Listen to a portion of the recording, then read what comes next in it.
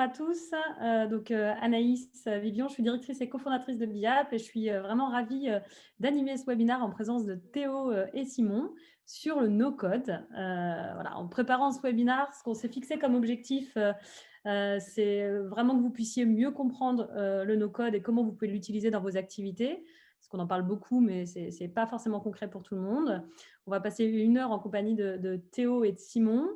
Et puis, vous aurez derrière les écrans, mais que vous voyez en démultiplié, puisque du coup, Sarah a un bug sur son ordinateur, donc elle est surprésente. Sarah qui, du coup, centralisera vos questions et comme ça, on pourra se faire un petit temps à la fin pour pouvoir répondre à vos éventuelles questions. Ce que je vous propose, c'est de rentrer directement dans le vif du sujet. Et puis, pour d'abord commencer, peut-être Théo, Simon, je vous propose de vous présenter qui vous êtes, vos activités et vos entreprises respectives. Simon, vas-y, Vas-y à toi Théo. l'honneur. Ok. Moi, je m'appelle Simon Robic, je suis cofondateur d'une startup qui s'appelle Scribe. On édite un logiciel de questionnaire hors ligne qui est utilisé par nos clients directement dans leur application mobile, directement dans leur application web, pour venir interroger un peu régulièrement leurs utilisateurs et améliorer comme ça un peu la rétention au fil du temps. Et en parallèle de ça, j'ai lancé un podcast qui s'appelle la No Code Family, qui interroge chaque semaine des membres de cette communauté No Code pour essayer de comprendre comment est-ce que ils développent leur idée, leur projet, parfois leur entreprise, sans avoir besoin de faire une ligne de code. Et donc, c'est un peu dans ce cadre-là aussi que je suis présent aujourd'hui, quoi. Merci Simon. Théo. Ouais, du coup, j'enchaîne. Donc moi, c'est Théo Roland. Donc, je suis designer de formation, mais aujourd'hui, je suis davantage tourné vers le no-code, le développement majoritairement avec Webflow. Donc, je réalise des prestations pour tout type de clients, conception, design, développement Webflow et suivi, maintenance et stratégie. Et aujourd'hui, je suis peut-être davantage connu pour la partie formation, puisque j'ai lancé une formation à Webflow qui est entièrement francophone et qui permet de partir des bases et d'aller jusqu'à un niveau expert avec Webflow. 2 vrais spécialistes du no-code. Et alors, du coup, le no-code, vous définiriez ça comment? Parce qu'on parle beaucoup de no-code, mais on parle aussi de low-code dans nos métiers. Ce n'est pas forcément concret pour tout le monde. Vous définissez ça comment de chacun? Je vais commencer. Je pense qu'on a globalement le même avis là-dessus, mais je laisserai Simon évidemment détailler ça. En fait, c'est une approche nouvelle qui est basée sur le visuel majoritairement. En fait, on va venir avoir des process qu'on connaissait avant liés au développement, automatisation, gestion de base de données, création de sites web, d'applications, mais qui aujourd'hui sont possibles visuellement. Donc, on va repartir de la logique des outils de conception design majoritairement, pour ceux qui connaissent notamment la suite Adobe, les outils de conception, de montage vidéo, etc. En fait, on va reprendre cette logique-là très visuelle et on va essayer de la retranscrire à un milieu qui ne l'est pas du tout, c'est-à-dire le développement. Comment automatiser les interactions entre 2 outils, comment automatiser ou du moins créer visuellement un site. Donc voilà, le no-code permet ça, permet une approche en se délestant de la contrainte technique et ça permet donc d'ouvrir le monde du digital à tout type de population. Et c'est ce qu'on voit aujourd'hui, en fait. C'est un mouvement qui est en plein essor et tout le monde s'y intéresse maintenant. C'est vrai que moi je le définis souvent comme une formidable opportunité parce que là où avant, quand on avait une idée, quand on avait, que ce soit à titre perso ou dans une entreprise, qu'on souhaitait tester, lancer un nouveau projet, etc., en fait, si on n'était pas nous-mêmes développeurs, on était souvent bloqué par notre incapacité à produire finalement cette idée qu'on avait eue ou ce nouveau projet, cette expérimentation. Et c'est pour ça que je parle d'opportunité avec le no-code, c'est qu'aujourd'hui, avec la pléthore d'outils qui sont disponibles pour créer des applications, des sites web, des automatisations de processus, ce genre de choses, finalement, tout le monde peut faire une expérimentation, une première version d'un produit, d'un projet, même si ça ne sera pas tout le temps parfait, pas tout le temps très beau, pas complet forcément, mais au moins, ça donne la possibilité à tout le monde de se lancer, de tester, d'apprendre et potentiellement après, si besoin, d'aller plus loin, parfois avec des développeurs, parfois pas. Mais au moins, c'est une vraie belle opportunité pour tout le monde de se lancer et de faire des tests, quoi. On discutait quand on préparait le webinaire du fait que WordPress était peut-être on va dire, le précurseur du no-code. On a parlé de pas mal d'outils. Alors, ça peut paraître des gros mots quand on connaît pas tous ces outils, mais si vous deviez en citer deux, trois qui sont vos outils no-code incontournables en expliquant à quoi ils servent, parce que je pense on va en reparler après. Puis il y a des mots et des outils naturels qui viennent dans les conversations. Donc, comme ça permettra qu'on les définisse pour tout le monde.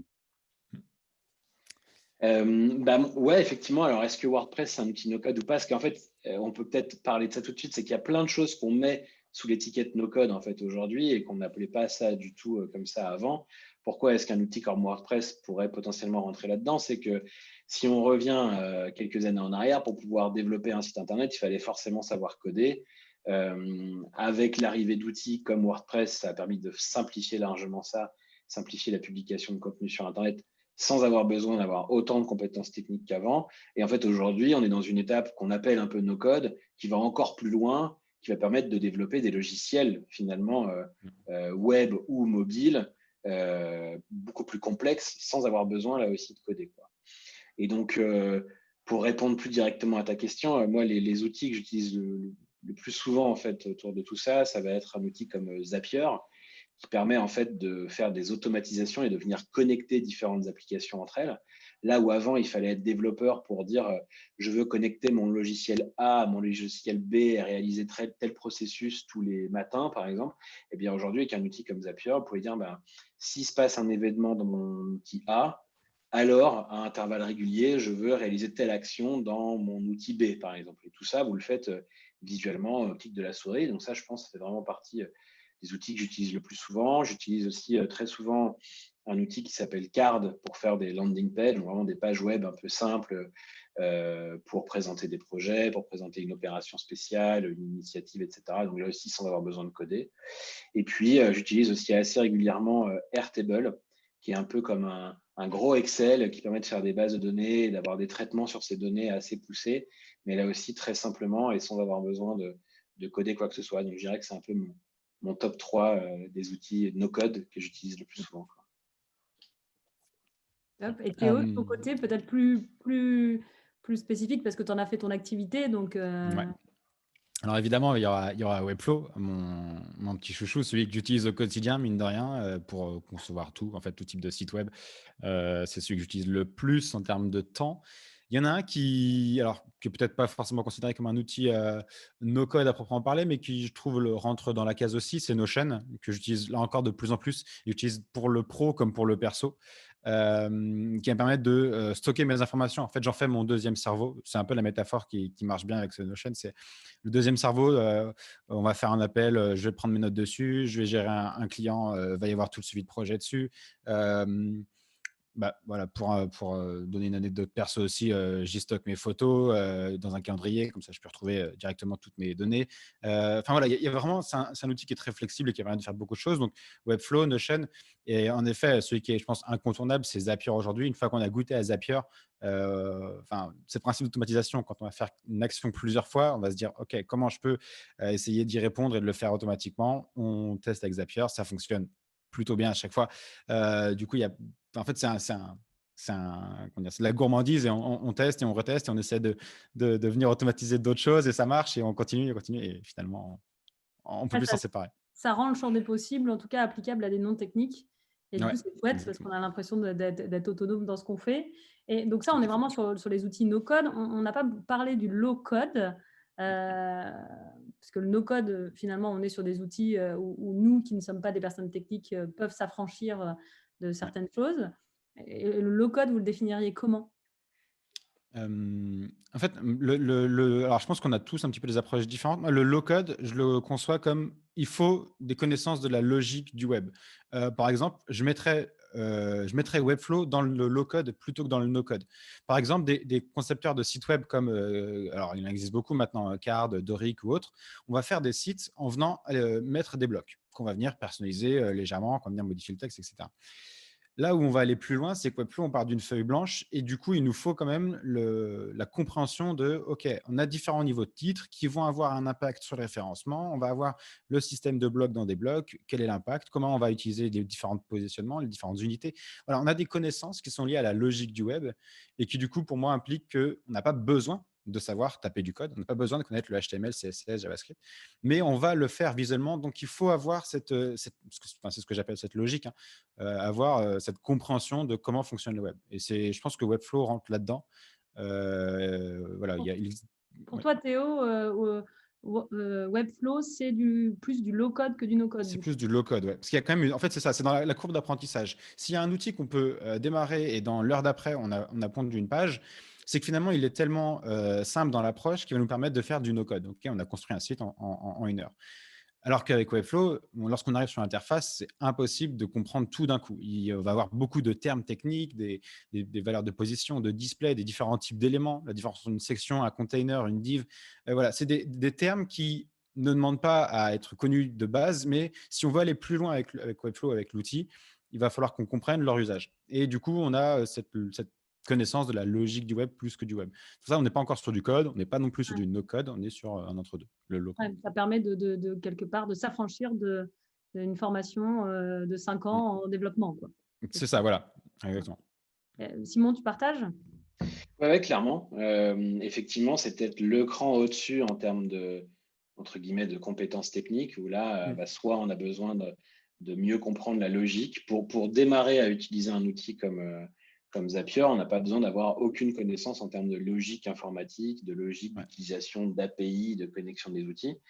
Et on peut s'en servir comme ça, quoi. Après, par contre, si effectivement on a besoin parfois d'aller un peu plus loin, eh ben, on peut venir ajouter peut-être une touche de compréhension de la logique ou une petite touche de code par-dessus une grande base no-code. Moi, je discutais il n'y a pas très longtemps avec une entreprise qui a développé ses propres modules pour Zapier, qui du coup lui permet d'utiliser quand même la structure et l'outil Zapier et les interconnexions possibles à la souris sans avoir besoin de coder, mais qui pour parfois aller un peu plus loin à coder pour le coup des petits modules complémentaires. Donc sur la totalité du projet, c'est globalement du no-code, mais il y a des petites touches de code qui interviennent de temps en temps et c'est aussi ce qu'on pourrait appeler du low-code, peu de code, mais un peu plus de code que quand on n'en fait pas du tout, quoi. No code, on va dire que c'est accessible à toute personne non technique. Low code, déjà, faut un peu plus s'affranchir d'une formation ou rentrer un peu plus dans le détail. Et Voilà. du coup, Simon, tu en as parlé en intro. Tu as créé un podcast sur le no code. Qu'est-ce qui t'a donné envie, en tout cas, de partager ces connaissances sur le no code sur ton podcast? En fait, ce qui m'a donné envie de partager ça, c'est moi-même la façon dont je suis rentré dans le no-code. En fait, avant de travailler sur Scribe, en fait, j'étais product manager dans une autre startup également basée à Nantes, comme nous tous là aujourd'hui. Et en fait, j'ai à un moment donné changé un peu de rôle et j'ai eu un rôle un peu moins créatif par rapport au rôle de product manager. Et donc, j'ai cherché, moi, un peu dans des projets à côté de mon boulot, à retrouver ce côté un peu plus créatif et à pouvoir tester des idées, sauf que je ne suis pas développeur, moi, au départ. Donc, j'ai justement cherché à trouver un peu les méthodes, les outils pour me permettre de tester un peu mes idées, de lancer ces petits projets avec cette contrainte de je ne sais pas coder. Et donc, c'est comme ça que moi, je suis rentré là-dedans, en fait. Et en partageant un peu mes projets sur les réseaux sociaux, sur LinkedIn, sur Twitter, etc., j'ai régulièrement des gens qui me demandaient comment est-ce que je faisais. Parce que eux-mêmes pouvaient avoir des idées, mais se sentaient incapables de les lancer parce qu'ils ne savaient pas coder. Et quand je leur disais que moi non plus, je ne savais pas coder et qu'en fait, j'avais juste branché des outils entre eux et fait une page web très facilement en quelques clics, ça leur ouvrait des perspectives, en fait. Et du coup, j'ai pas mal de gens dans mon entourage qui se sont mis à faire un petit projet, à tester des trucs. Et en fait, comme beaucoup de gens cette année, notamment pendant le premier confinement, il y a eu un peu cet élan de créativité où tout le monde s'est mis un peu à faire des projets, etc. Je me suis dit que ça pouvait aussi être le bon moment pour finalement, au lieu de juste partager mes découvertes avec mon entourage proche, le mettre comme ça en format podcast pour expliquer finalement à tous ceux qui ont envie de se lancer, soit dans des projets perso, soit dans des projets aussi au sein de leur entreprise où, je sais pas, on a une fonction marketing et puis en fait, on voudrait faire un calendrier de l'Avent pour Noël, mais on ne sait pas comment le faire, leur montrer qu'en découvrant des bons outils, en fait, c'est possible et qu'on va pouvoir être autonome là-dessus. On ne va pas avoir besoin de ses amis ou de ses collègues développeurs pour pouvoir lancer un projet et qu'on va pouvoir le faire soi-même. Donc, en fait, vraiment, mon objectif, c'est de montrer que ces opportunités, elles existent et que tout le monde peut se lancer. en apprenant et en écoutant ceux qui justement ont passé le pas et Mm.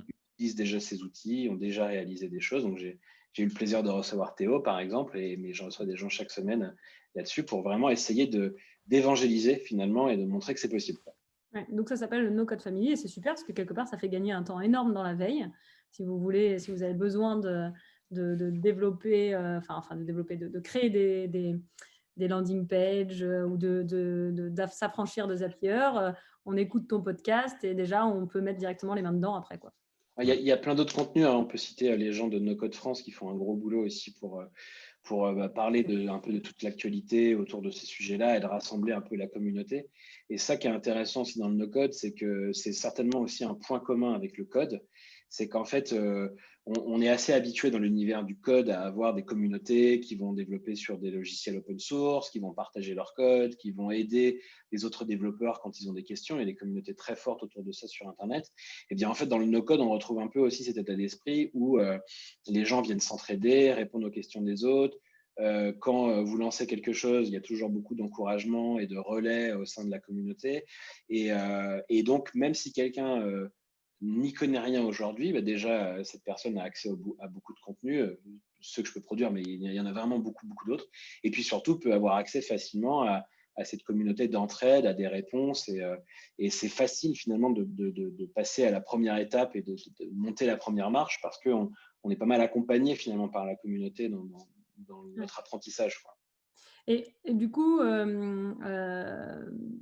concrètement, aujourd'hui, dans vos activités, comment vous utilisez le no-code? Alors, Théo, tu en vis quelque part. Donc voilà. Et Simon, toi, il y a un truc qui m'a bluffé dans la préparation du webinaire, c'est quand tu m'as dit que chez Scribd, bah, du coup, vous aviez développé un petit composant sur Zapier et qu'après, tu as tout interconnecté avec Zapier sans du coup, enfin, en fait, ça a réduit drastiquement tes temps de développement. Si tu peux nous en dire, nous expliquer un peu ce projet et nous expliquer aussi comment vous utilisez le no-code chez Scribd pour gagner du temps. En fait, on s'en est servi à deux niveaux. C'est que déjà, on a souhaité que notre outil, notre logiciel que l'on commercialise auprès de nos clients soit lui-même en fait compatible avec cet écosystème et donc vous pouvez brancher vos questionnaires Scribd via Zapier à tout un tas d'autres outils. Donc on a eu dès le départ finalement cette volonté de s'ouvrir parce que puisqu'on est nous-mêmes en interne utilisateurs de ce genre de techno, on en connaît le potentiel et on sait que en ouvrant notre propre logiciel à cet écosystème-là, ça va démultiplier finalement ces possibilités sans qu'on ait nous-mêmes besoin de développer tout ça, chaque connecteur avec chaque logiciel, CRM, etc., qui pourrait exister. On vient se brancher à Zapier et ça permet de connecter notre outil au reste des logiciels. Donc ça, c'est déjà la première chose qu'on a fait. Mais puis, nous-mêmes, effectivement, en interne, finalement, on est une jeune entreprise, même si on cherche à recruter et à étendre notre équipe. Mais aujourd'hui, on a notre CTO qui est tout seul sur ces sujets-là. Et du coup, évidemment, on a besoin, comme dans toutes les équipes, de prioriser des choses et de garder une forme de focus pour pouvoir avancer plus vite.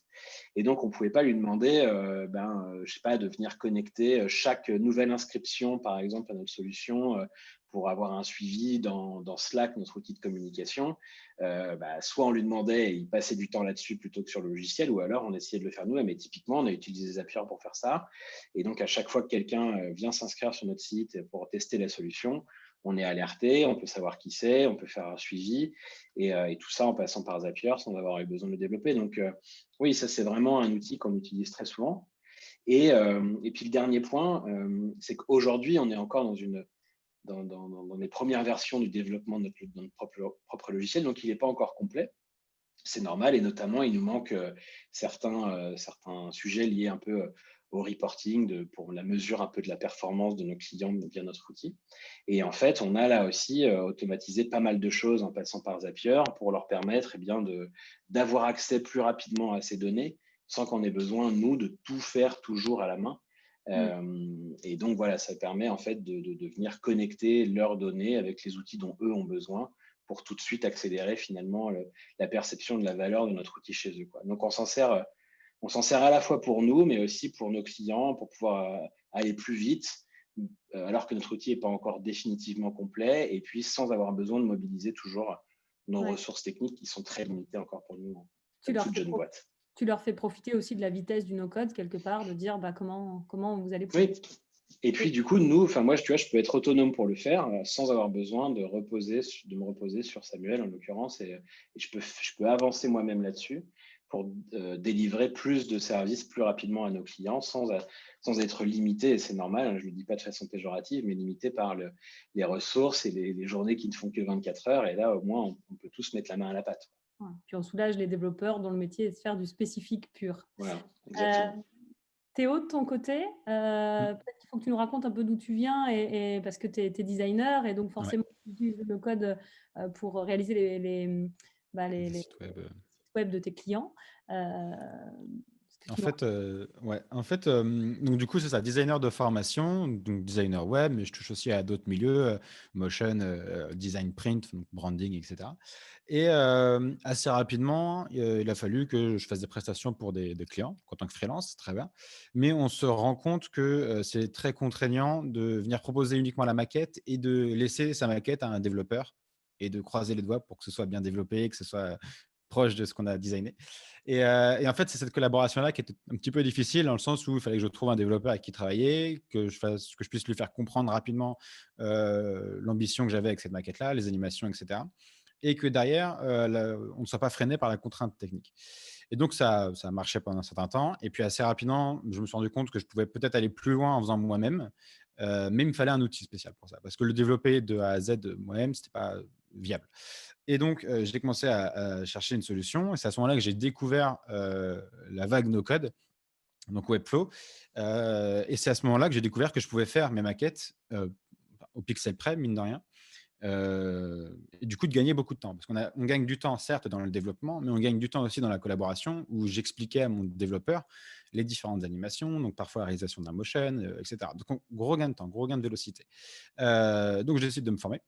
Je découvre ça, je me forme pendant 3 semaines, un mois, en ne faisant que ça. Et alors, attention, le no-code, bah, on aura toujours des cas pratiquement uniques, hein. C'est pareil avec Zapier, c'est pareil avec d'autres outils. Donc, l'idée, c'est de pratiquer énormément.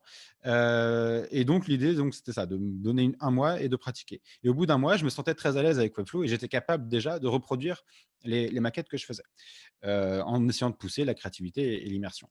Et Déjà, donc, super ouais. intéressant, c'est que tu te spécialises dans le no-code, donc plutôt le low-code, mais du coup, tu passes quand même un mois à te spécialiser sur le sujet. Ouais. C'est ça, je me dis pour être capable de. Enfin, pour pas arriver face à un client qui me demande une demande un peu spécifique, qui demande à sortir de Webflow, par exemple, il fallait que je me donne un peu de temps pour, de un, certes, maîtriser l'outil, donc en connaître les moindres recoins, et en plus de ça, savoir à quoi.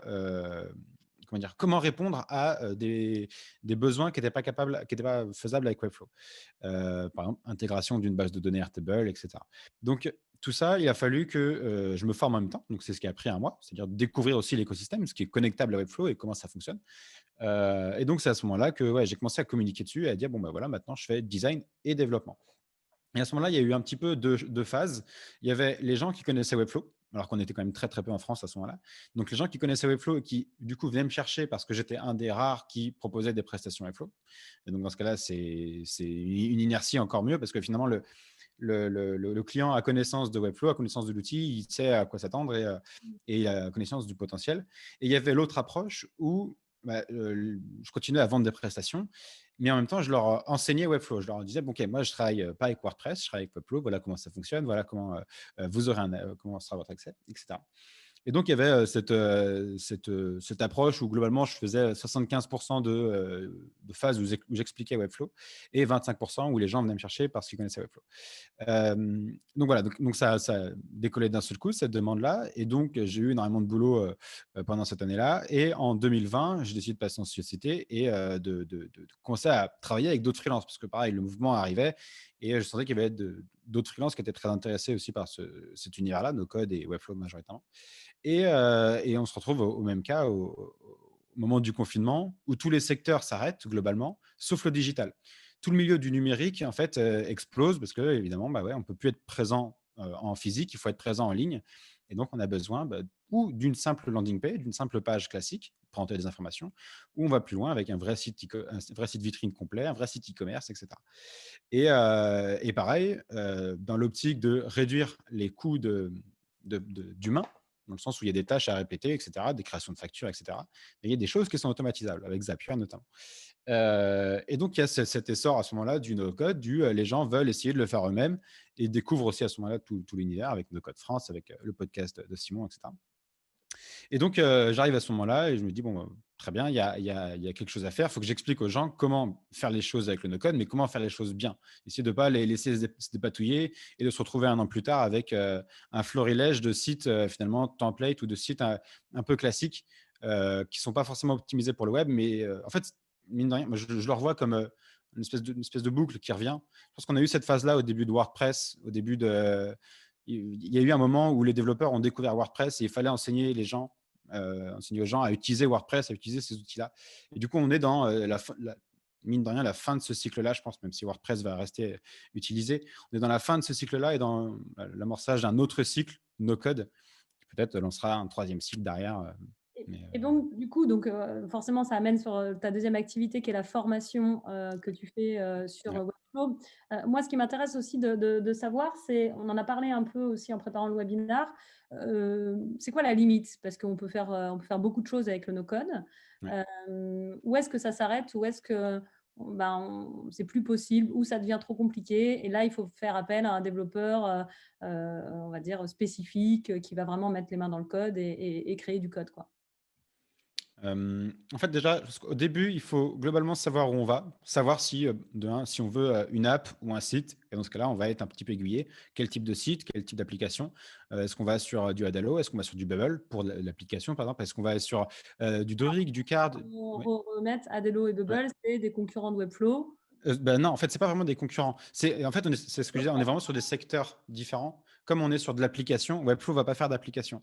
Doric, Card, à ma connaissance, ne font pas d'application non plus.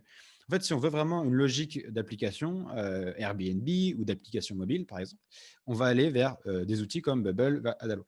En fait, déjà, il y a cette phase-là avant de se lancer dans le code, savoir ce qu'on veut faire et du coup, essayer de déterminer de quel outil on va avoir besoin.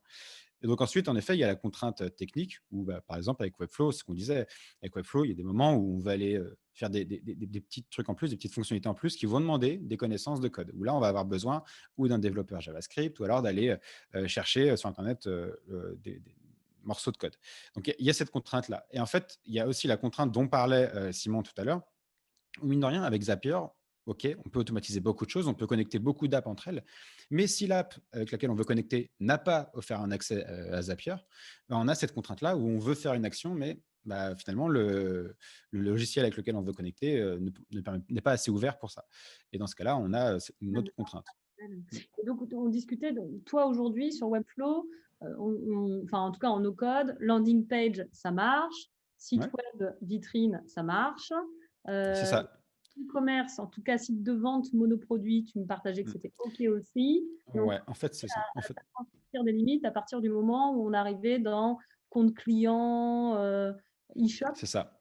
C'est ça. La grosse problématique aujourd'hui avec, alors c'est pas vraiment une problématique, c'est en voie d'amélioration, mais aujourd'hui, donc Webflow, c'est un outil qui a été créé en 2013. Donc depuis 2013, il a subi de nombreuses refontes, d'améliorations, etc. Et aujourd'hui, il y a deux points majoritaires sur lesquels ils doivent s'améliorer obligatoirement. C'est le e-commerce. En fait, le e-commerce aujourd'hui est pensé US majoritairement. On ne va pas avoir d'intégration native Mondial Relay, Chronopost, etc. Ça ne va pas être aussi optimisé qu'un WooCommerce ou qu'un Shopify. Aujourd'hui, si je devais dire, le e-commerce de Webflow, aujourd'hui, il est optimisé pour des produits en ligne, des produits digitaux. Si on veut vendre un e-book, si on veut vendre, je sais pas, des polices d'écriture, des images, enfin bref, il est optimisé pour un produit qui est téléchargeable.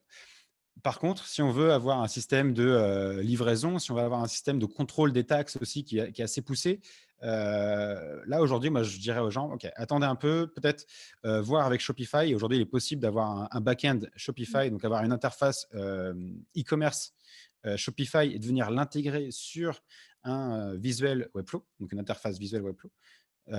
Donc ça, c'est une des grosses contraintes. Et en effet, en parlais, le compte utilisateur qui aujourd'hui est ajoutable, mais pas nativement. Il faudra passer par Member Stack, par exemple, pour ajouter un compte client. Mmh. Mais le compte client, aujourd'hui, il est ajoutable sur une partie vitrine. On ne va pas avoir de vraie expérience avec compte client e-commerce, avec, par exemple, relance de panier abandonné, avec une vraie logique de réabonnement, etc. Donc, c'est à partir de ce moment-là où quelque part, soit on passe par des plateformes connues du marché, Voilà. par exemple, tu as cité Spotify et du coup, on va plutôt travailler avec Shopify, des ouais. développeurs spécifiques, ou spécialisés sur ces plateformes pour aller plus loin. Donc, mais quelque part, en tout cas, dans toute la chaîne de valeur marketing, quoi, site vitrine, Ouais. vente de documents numériques, landing page, connexion, aussi même tout ce qui est Mmh. B2B finalement pour automatiser ces tâches. On a la possibilité de faire tout ça avec le no-code. On discutait Ouais. ensemble d'ailleurs avec Simon et toi, sur le fait de dire est-ce que le webmaster, enfin même si c'est un mot un petit peu qui est peut-être pas toujours utilisé maintenant dans les boîtes, mais est-ce que le webmaster du futur, ce sera un spécialiste du no-code? Est-ce que c'est très Vas-y, je te laisse répondre, Simon. Je serais curieux d'avoir ton avis aussi. Mmh. Moi, je pense que c'est pas, en fait, c'est pas réservé à une fonction dans l'entreprise. C'est ça qui est intéressant aussi avec ce dont on parle aujourd'hui, c'est que, comme je disais tout à l'heure, quelqu'un qui est dans une équipe marketing et qui en fait a des opérations à mener pour collecter des leads, eh bien, cette personne aura peut-être besoin, à un moment donné, de faire des choses en ligne, de faire une application mobile événementielle. Enfin, vous imaginez plein de choses et peut bénéficier du coup de ces outils. Quelqu'un qui est dans une équipe finance dans une entreprise pour se construire des dashboards très précis sur son activité pourrait utiliser des outils no-code pour aller connecter toutes les sources de données entre elles. Quelqu'un qui est dans une équipe sales, enfin bon voilà, on pourrait donner des tonnes d'exemples et en fait, c'est pas réservé que finalement à des métiers techniques, c'est pas Mmh. réservé que à des métiers produits. Je pense vraiment que à la fois en interne dans les entreprises, ça peut concerner tout le monde, qui à un moment donné a toujours besoin et de plus en plus dans le monde dans lequel on vit aujourd'hui d'outils au fur et à mesure que l'entreprise se digitalise, eh bien, voilà, de pouvoir accéder aux données, manipuler les données et utiliser tous les nouveaux canaux finalement de communication et de distribution. Donc ça, c'est franchement en interne dans une entreprise, tout le monde peut bénéficier de ça. Et puis, à titre perso, finalement, peu importe qui on est, quel est son parcours, quelles sont ses compétences, on peut avoir envie, voilà, de peut-être de lancer une plateforme parce qu'on est passionné de, je sais pas, de cuisine et on a envie de partager ses recettes avec les gens et peut-être de se faire des petits revenus complémentaires pour ça. Et bien, plutôt que de devoir apprendre à coder son site, et ben, on va aller utiliser les bons outils en fait pour le faire et qui va nous permettre aussi de vivre nos passions différemment. Donc c'est vraiment c'est pas réservé, c'est pas la fin ou l'évolution d'un métier. Je Mmh. pense que c'est quelque chose qui peut impacter tous les métiers et qui peut aussi impacter la façon dont on vit nos projets perso, en fait. Ouais et donc ce qu'on disait aussi, c'est que quelque part, c'est pour ça aussi que tu fais le podcast, c'est pour ça que Théo, toi, tu as une formation, c'est comment on fait en sorte qu'il y ait de plus en plus d'équipes métiers et pas que, qui se familiarisent avec ces Ouais. outils, qui les comprennent, qui les connaissent, qui osent les utiliser aussi. Parce que quand on est dans une entreprise, et que il faut aussi avoir l'autorisation de pouvoir les utiliser. C'est souvent des outils avec des licences, Mmh. Ouais. Il y a pas principalement. mal de choses gratuites quand même, ou en tout cas avec des versions de test qui permettent de se faire une idée. Donc je trouve que c'est quand même assez accessible, y compris d'un point de vue financier. Et ça permet à minima de bien tester, de bien se faire une idée, ou alors d'utiliser des versions gratuites qui sont peut-être plus limitées en termes de fonctionnalités, mais qui permettent déjà de faire beaucoup de choses. Donc, c'est généralement pas trop un frein quand même, l'aspect financier. Ok, sauf pour, j'imagine, Théo, toi sur Webflow, Ouais, en euh, fait, ça on va payer. avoir, c'est ça. En fait, sur Webflow, il y a des formules gratuites, comme on disait. Il y a toujours une approche. Je connais, enfin, dans mes souvenirs, il y a tous les logiciels que je connais, que j'utilise, ont une approche gratuite, hein, Notion, Zapier, Webflow, Airtable. Euh, mais en effet, dès qu'on va vouloir aller faire des choses plus en détail, en faire son métier, quand on est freelance, aujourd'hui, la contrainte du gratuit avec Webflow, c'est 2 sites. C'est-à-dire qu'on a 2 sites sur son compte créateur Webflow. Alors, un compte créateur, c'est comme un compte Adobe, hein, pour ceux qui utilisent Adobe ou la suite Photoshop, etc. C'est un compte pour utiliser l'outil. Mais en effet, dès qu'on va venir ajouter de l'hébergement, on va venir payer. Par exemple, sur Zapier, dès qu'on va avoir fait un certain nombre de tâches par mois, on va venir payer. Dès qu'on va avoir un certain nombre d'éléments dans notre outil de gestion Notion, on va devoir payer. Voilà, à chaque fois, c'est un cap technique mais qui, je trouve, est toujours raisonnable et qui permet de bien utiliser l'outil pour un side project ou une utilisation perso, de bien découvrir quand même les méandres de l'outil. Mmh. Et on discutait aussi, Théo, sur le fait de dire, est-ce que d'un point de vue financier, si j'achète une prestation de no-code, donc j'y gagne, sous quelle proportion Mm. j'y gagne? On discutait de Ouais, l'équation, taux journalier, parce que généralement quand on vend des prestations, c'est un taux journalier avec un nombre de jours. Donc le taux journalier est, tu me partageais, quand même équivalent, ouais, parce que ça concerne des compétences et que les personnes qui se spécialisent dans le no-code ont des compétences sur ce sujet-là. Mais en termes de nombre de jours, c'est un coefficient multiplicateur quelque part. Est-ce c'est qu'on y ça. gagne et pour quelle proportion? En fait, c'est un petit peu ce que disait Simon, c'est qu'aujourd'hui, moi, je ne connais pas de personnes qui font uniquement du Zapier ou uniquement du Airtable ou uniquement du Webflow. En fait, les profils qui font du no-code aujourd'hui, ils utilisent plusieurs outils. Donc, ils ont plusieurs expertises. Mais au-delà de ça, du coup, on va avoir aujourd'hui des profils, ce qui émerge beaucoup en ce moment, c'est du gros avec du no-code, du design avec du Webflow. Est-ce que tu peux nous Euh, définir ce que c'est que le gros? Parce que alors, très bonne question. Je ne sais même pas si quelqu'un est capable de définir le gros. Mais en gros, c'est je dirais l'optimisation des retombées, enfin des chiffres en fait, et des posts et du site. Donc l'optimisation par, la notoriété et voilà. de l'influence, en fait, quelque part. C'est ça, voilà. Pour essayer d'optimiser la conversion d'une landing, d'optimiser les retombées d'un post, etc. Donc c'est comme ça que je vois le gros, mais du coup, il se base sur des technos no-code derrière pour venir optimiser tout ça. Et du coup, en fait, ce principe-là il n'y a pas de no-codeur qui n'a qu'une seule spécialité. Ça fait que, certes, on va faire une prestation plus rapidement parce que le no-code le permet, parce qu'on ne va pas passer des journées entières à taper des lignes de code. Du coup, évidemment, on va gagner en vélocité, mais par contre, la personne qui va le faire va avoir plus de compétences. Du coup, c'est l'exemple que je prends un peu souvent, c'est qu'aujourd'hui, on a plusieurs types de développeurs, des développeurs front-end pour la partie visuelle, des développeurs back-end pour la partie administration, réseau, CMS qui est derrière, en fait, la partie qui est invisible, qu'on voit sur un site ou une application. Et en fait, on va avoir aussi les développeurs full stack qui font globalement le tout, mais qui sont plus chers. Et en fait, ce que je vois aujourd'hui, c'est ce mouvement no-code. En gros, on fait des équivalents de dev full stack, dans le sens où un no-codeur va faire, dans mon cas, par exemple, et du Webflow, et du Zapier, et de l'Airtable. Mmh. Et du coup, il va apporter tellement de compétences que certes, il va faire le projet plus vite, mais avec un tarif équivalent. Donc, on va avoir un projet qui est livré plus rapidement, mais un tarif qui reste Quand tu honnête. parles de tarif, c'est du taux journalier ou C'est du tu taux journalier majoritairement, ouais. finalement, pour le client, c'est quand même moins cher? Parce que Ça reste moins cher, en effet. Ça reste un petit peu moins cher. Ouais. On va donc gagner, en fait, on va gagner sur le temps, pas sur la qualité de prestation. C'est plus le temps. et donc tu considères que c'est quoi? Divisé par 2, divisé par 3? Ça va dépendre des projets et des demandes, mais c'est une question un peu à piège, mais, Il y a peut-être des développeurs qui mais je dirais peut-être pas jusqu'à 2 parce que quand même, on a du temps à passer, on a du temps de gestion. Souvent, en fait, quand on est appelé sur un projet, c'est un truc dont je me suis rendu compte, c'est parce qu'ils ont connaissance de ce qu'on peut faire derrière et du coup, ils vont pousser le projet. On ne va pas être appelé sur un simple vitrine, un site vitrine. On va être appelé sur un site vitrine connecté à un HubSpot. Donc, il faut prévoir l'intégration de HubSpot derrière. Il faut prévoir l'intégration d'une base de données, d'un blog, etc. Donc, finalement, on se retrouve avec des prestations plus complètes, donc qui prennent un peu plus de temps que ce que les gens auraient demandé simplement à un développeur. Donc, je dirais peut-être divisé par 1,5, mais 2, ça me paraît quand même assez fort de dire on vous le fait en la moitié de temps. OK. Mm. Merci Théo, même si tu fais C'est une peut-être réponse. des développeurs, c'est quand même une réponse. Pour terminer, avant de passer aux questions, peut-être un conseil pour les personnes qui nous écoutent, qui souhaiteraient se lancer et puis un endroit où on peut, peut-être vous contacter si on a des questions ou qu'on veut des infos?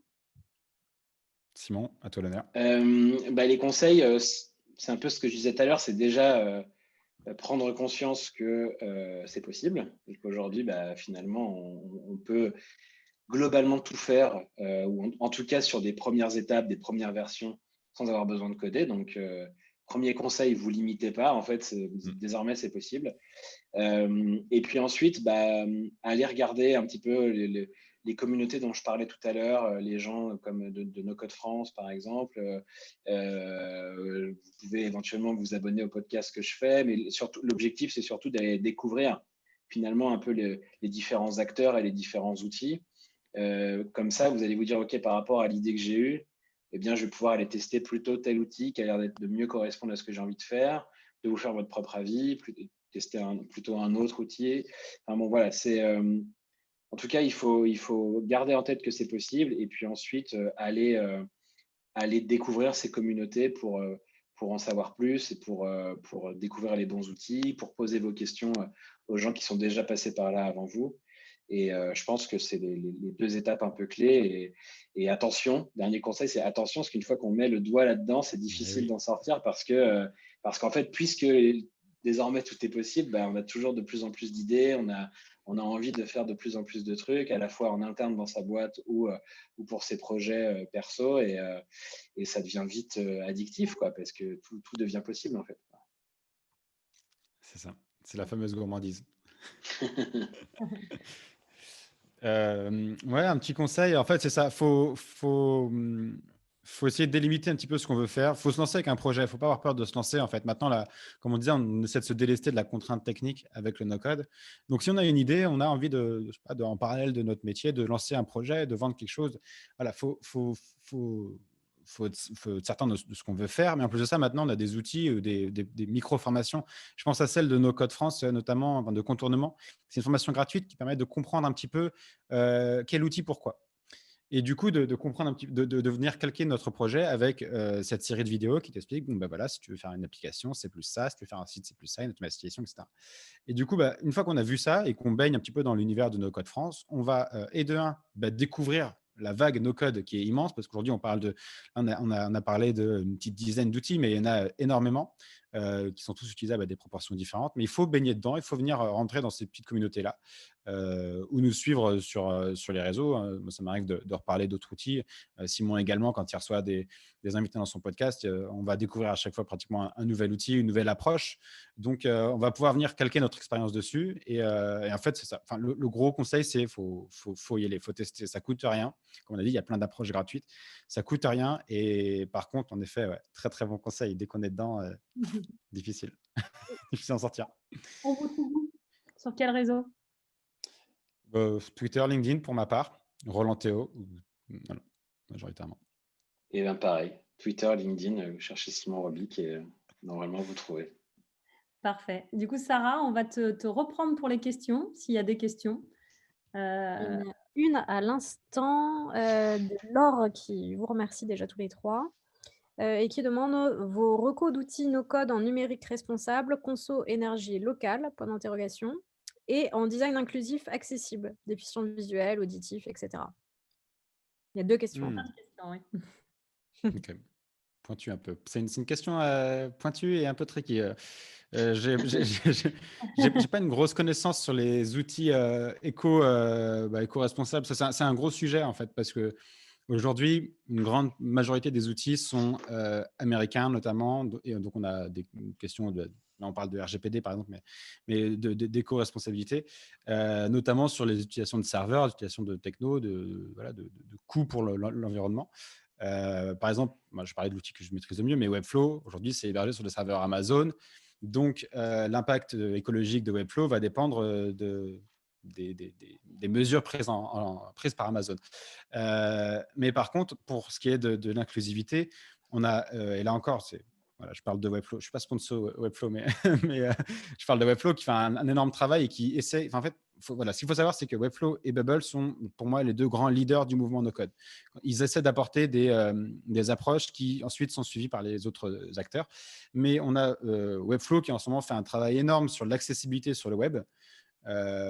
Comment être certain que les couleurs qu'on utilise sont bien prises en compte, bien appréciables par tout le monde, comment s'assurer que les images, par exemple, peuvent être traductibles par des robots qui vont lire les pages, par exemple, pour les personnes qui sont aveugles.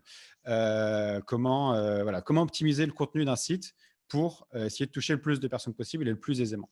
Et donc, il y a un début de mouvement qui est en train d'être amorcé, qui, je pense, va être suivi par beaucoup d'outils sur cette approche-là de l'inclusivité.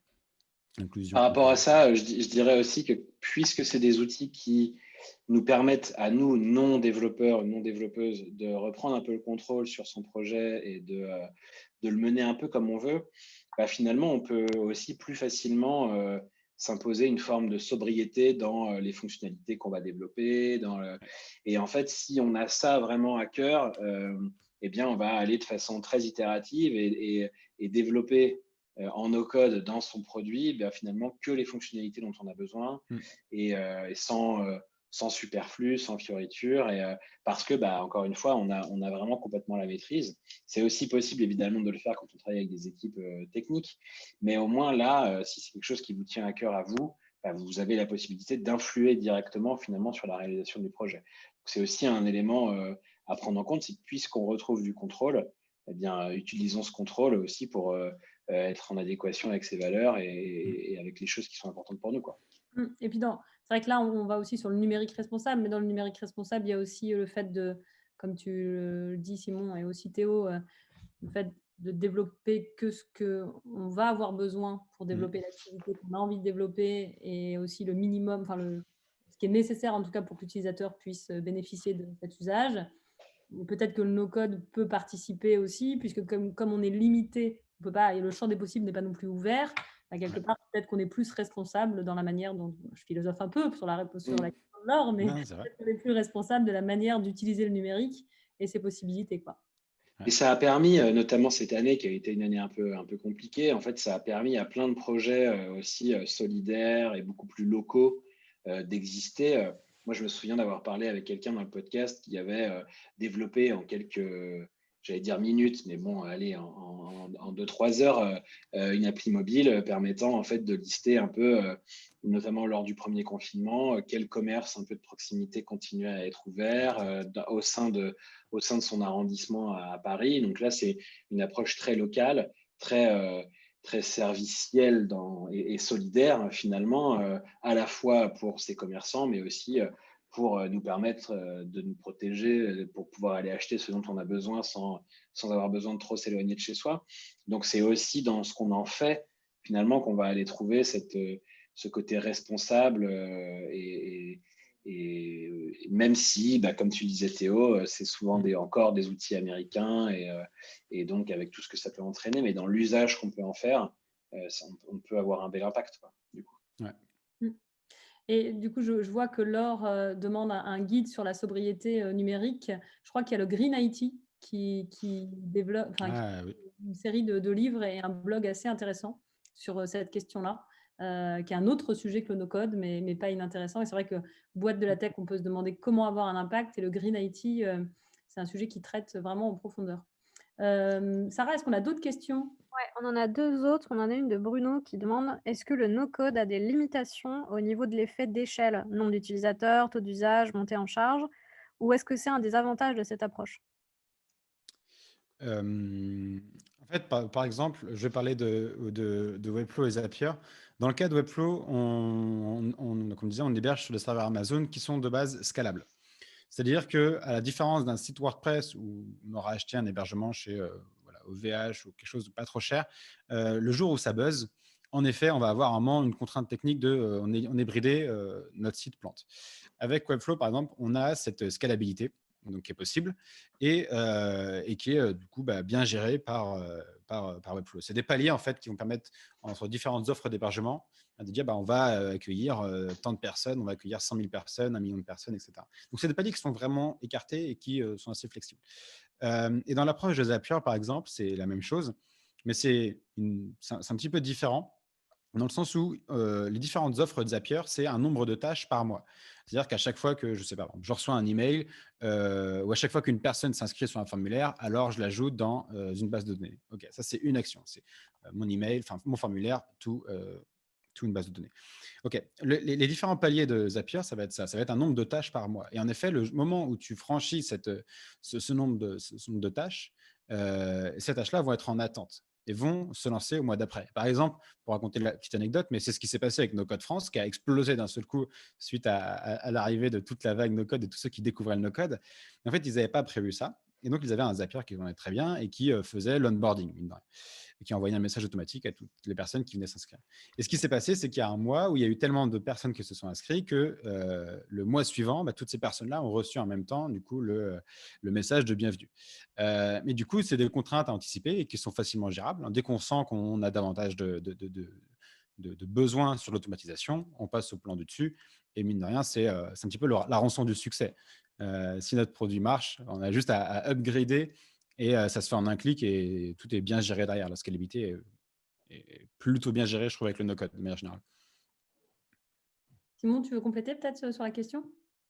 Non, non, écoute, effectivement, comme c'est des outils qui eux-mêmes sont prévus pour être utilisés par beaucoup de gens, lorsque leurs utilisateurs connaissent le succès, finalement, ça encaisse assez facilement la charge. Et puisqu'on n'a aucun sujet technique finalement à aborder, y compris ces histoires effectivement d'hébergement et de s'assurer que les serveurs tournent correctement, on délègue toutes les parties techniques finalement à ces outils. C'est pas que la création du produit, c'est aussi tout son hébergement et son fonctionnement. Et bien finalement, on n'a pas besoin de se soucier de tout ça. Donc c'est aussi un des éléments positifs, c'est vrai, d'utiliser ces méthodes et ces outils. Ouais. J'espère que ça répond à ta question, Bruno. Et désolé, je ne sais pas pourquoi le webinar t'a rejeté. En tout cas, j'imagine que c'est toi qui nous as rejoint avec, avec le téléphone. On a une autre question, Sarah? Oui, tout à fait. Une dernière question de Geoffrey qui nous demande, donc déjà qui vous remercie, et qui demande des recos pour un outil no-code pour une application mobile. Alors du coup, comme on disait, les applications mobiles, on va avoir deux approches.